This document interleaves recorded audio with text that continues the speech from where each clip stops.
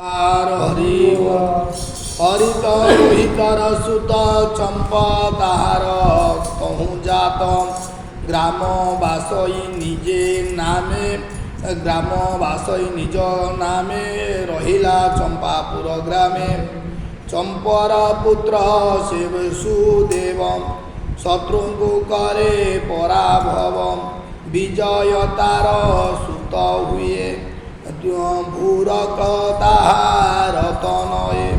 वृक्ष जे ताहार संतति स्वभावे तार शुद्धमति बहुत ताहार नंदन कथा शुण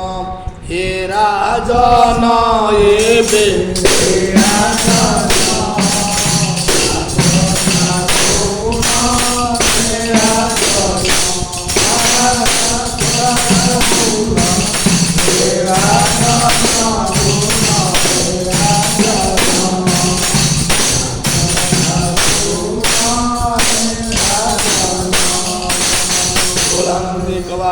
हरि पत्नी संगते घेनी गला औगंग आश्रमे मिलिला नमिला मुनि चरणे वृद्ध शरीर घोरावने सभये छाड़िला जीवन मुनि होइले दुख मन तार कामिनी दुख मने